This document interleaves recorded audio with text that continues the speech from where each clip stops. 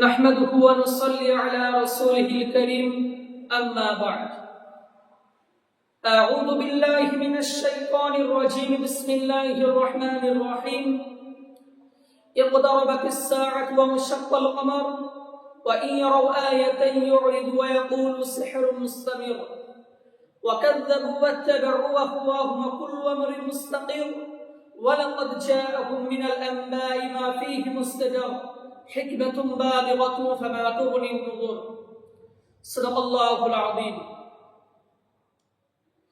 এই আয়াতগুলো হলো 27 পারার সূরা কমরের প্রথম 5 আয়াত এবং আল্লাহ রাসূল সাল্লাল্লাহু আলাইহি সাল্লামের আঙ্গুলের দ্বারাই যে চাঁদ দু টুকরো হয়ে গেল, এই আয়াতের শানে নজুলের মধ্যে এটা আছে।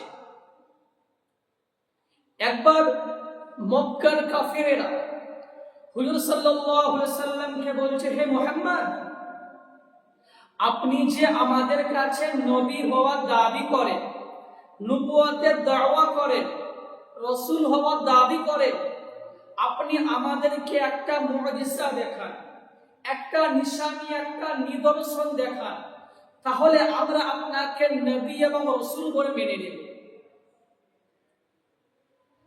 আল্লাহ রাব্বুল আলামিন হুজুর সাল্লাল্লাহু আলাইহি সাল্লাম যে সত্যিকারের নবী, যে সত্যিকারের আল্লাহর রাসূল, এটাকে সাবিত করার জন্য আল্লাহ রাব্বুল আলামিন হুজুর সাল্লাল্লাহু আলাইহি সাল্লামের দ্বারা সকল কমর যাহির করলেন।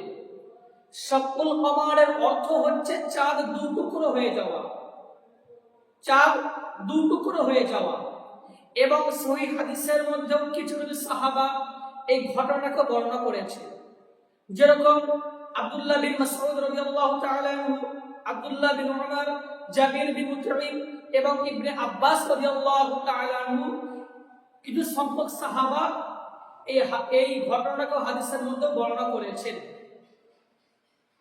মেন ঘটনা হলো এইটাই যে একদিন হুজুর সাল্লাল্লাহু আলাইহি সাল্লাম মক্কার মিনায় আগমন করলেন, মক্কার মিনায় তাশরীফ আনলেন এবং যখন মিনায় আগমন করলেন ওই সময় ছিল চাঁদনী রাত, চাঁদ রাত ছিল।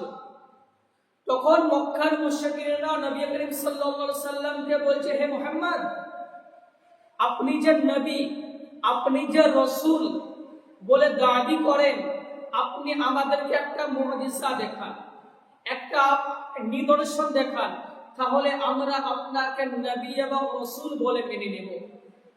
যখন মক্কার মুশরিকিন কাফিরেরা এই কথা বলল, হুজুর সাল্লাল্লাহু আলাইহি সাল্লাম তার হাতের আঙুল দ্বারা চাঁদের দিকে ইশারা করলো। চাঁদ দু খণ্ড হয়ে গেল, চাঁদ দু টুকরো হয়ে গেল। এক টুকরো পশ্চিমের দিকে চলে গেল আর এক টুকরো পূর্বের দিকে চলে গেল, আর মাঝখান দিয়ে একটা পাহাড় দেখা যাচ্ছে। যখন সমস্ত হাজিরিন, সমস্ত উপস্থিত লোকেরা এই দৃশ্যটা দেখে নিল, দেখার পর নবী করিম সাল্লাল্লাহু আলাইহি সাল্লাম বলছেন, তোমরা যারা এই দৃশ্যটা দেখেছো, যারা এখানে উপস্থিত আছো, তোমরা আমাকে বলেছে চাঁদ দু টুকরো করার জন্য, একটা মুজিজা দেখানোর জন্য। আমি তোমাদের কাছে মুজিজা দেখালাম, চাঁদ দু টুকরো করে দিলাম। তোমরা আমার উপর ঈমান আনো, আল্লাহর উপর ঈমান আনো, শাহাদাত পাঠ করে নাও। তখন মক্কার মুশরিকরা বলছে, মুহাম্মদুর রাসূলুল্লাহ এটা তো একটা জাদু করেছে, মুহাম্মদুর রাসূলুল্লাহ জাদু আকাশেও চলছে। তো হুজুর সাল্লাল্লাহু আলাইহি সাল্লামকে জাদুকর বলে দিল। এবং কিছু কিছু মুশরিকিন বলছে যে মুহাম্মদুর রাসূলুল্লাহ জাদু আকাশে চলতে পারে না। কিছু কিছু মুশরিকিন বলছে জাদু করেছে এবং কিছু কিছু মুশরিকিন বলছে জাদু করে না, মুহাম্মদুর রাসূলুল্লাহ জাদু আকাশে চলতে পারে না। এবং কিছু কিছু মুশরিকিন বলছে যে মক্কা থেকে কিছু মুসাফির এখানে আসবে, তারা যদি বলে দেয়, তারা যদি বলে, তারা যদি এই জিনিসটা দেখে থাকে যে চাঁদ দু টুকরো হয়ে গিয়েছে, তাহলে আমরা মেনে নেব, তাহলে মুহাম্মদ রাসূলুল্লাহ সত্যিকারের আল্লাহর রাসূল এবং তার নবী। তো কিছুদিন পর মক্কা থেকে কিছু মুসাফির এখানে আসলো। আসার পর মক্কার মুশরিকরা তাদেরকে জিজ্ঞাসা করছে যে তোমরাও কি চাঁদকে দু টুকরো হওয়া দেখেছো? তখন ওই সমস্ত মক্কার মুসাফিররা বলতে লাগলো, আমরাও চাঁদকে দু টুকরো হয়ে যাওয়া দেখেছি।